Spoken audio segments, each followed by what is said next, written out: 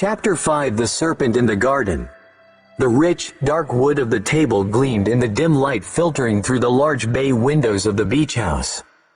The surface, polished to a mirror-like sheen, reflected the flickering flame of the single candle that illuminated the faces of the men gathered around it.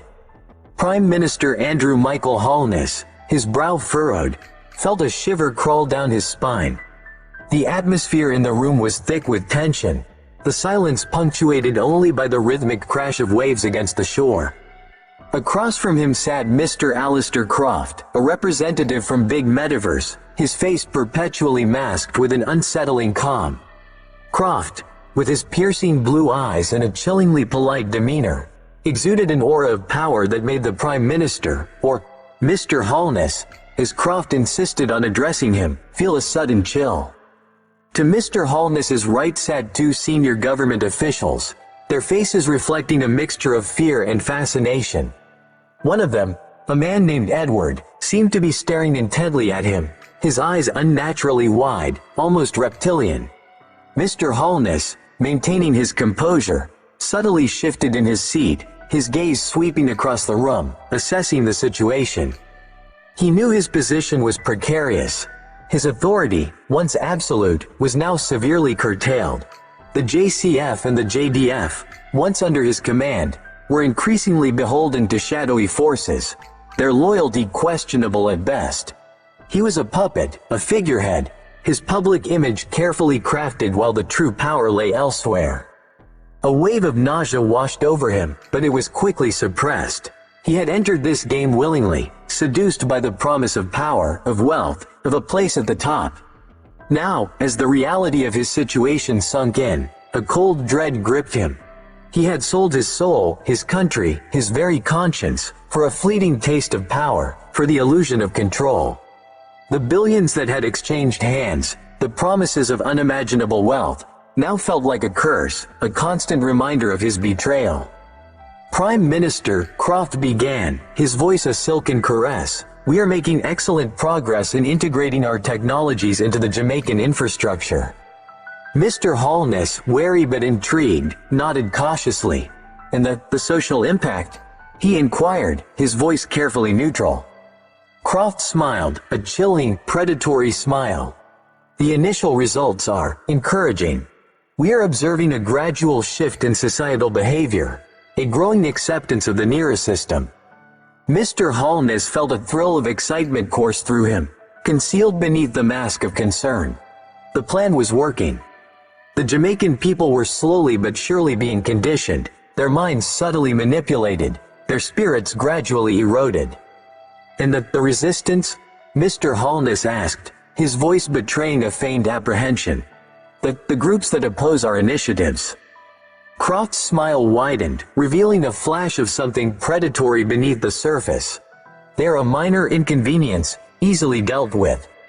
We are developing sophisticated countermeasures, subtle manipulations that will weaken their resolve, erode their faith in their own beliefs. We are already seeing a decline in their activities, a fragmentation of their efforts." Mr. Holness nodded approvingly. "Excellent. We must ensure that these dissidents are dealt with swiftly and decisively." He glanced at Edward, who returned his gaze with a subtle nod. The message was clear. They were on the same side. Suddenly, a voice, cold and metallic, echoed in his mind. "Resistance is futile, Prime Minister. Surrender to the inevitable." Mr. Holness gasped, his eyes widening in terror. The voice, cold and impersonal, made his stomach fold into tiny pieces within himself. He clutched the edge of the table, his knuckles white. Who said that?" he stammered, his voice trembling. He looked around the room frantically, his gaze darting from face to face, searching for the source of the sinister voice. Fear, cold and paralyzing, gripped him. He had underestimated his enemy. Project NERA was not just a technological threat. It was a spiritual assault, an insidious manipulation of the human mind, and it seemed to have infiltrated the very highest levels of his own government. The battle for the soul of Jamaica had truly begun, and Mr. Holness, the man who was supposed to be leading the resistance, found himself caught in a web of deceit, surrounded by enemies he could not trust. He glanced at his phone, the sleek, high-tech device provided by the government as part of the modernization initiative, and wondered how much of his own communications were being monitored, how much of his own thoughts were being intercepted.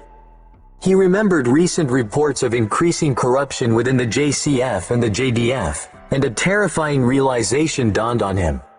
These institutions, meant to protect the nation, might already be compromised, their resources and personnel infiltrated by Project NERA.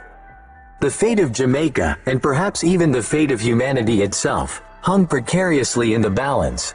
He had no intention of saving it. He would watch the world burn, as long as he emerged from the ashes unscathed, wealthier, more powerful than ever before. Alistair Croft raised his glass, an ominous smile playing on his lips. To progress, he toasted, his voice low and dangerous, to a brighter future for Jamaica.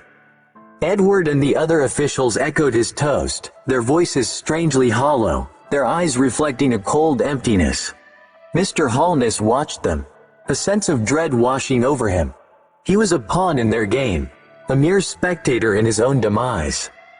Alistair Croft leaned forward, his eyes gleaming with a cold, predatory light.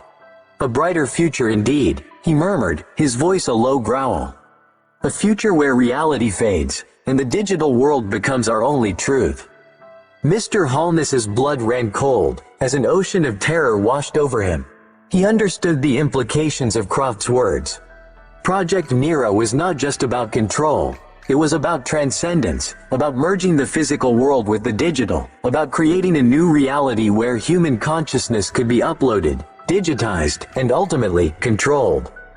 He watched as the other men, their faces illuminated by the flickering candlelight, raised their glasses in a silent toast. He saw the fanaticism in their eyes, the maniacal conviction that they were ushering in a new era of human evolution. But Mr. Holness knew the truth. This was not evolution, it was extinction. This was not progress, it was the end of humanity as they knew it. He felt a wave of dizziness, his mind reeling. He had underestimated them.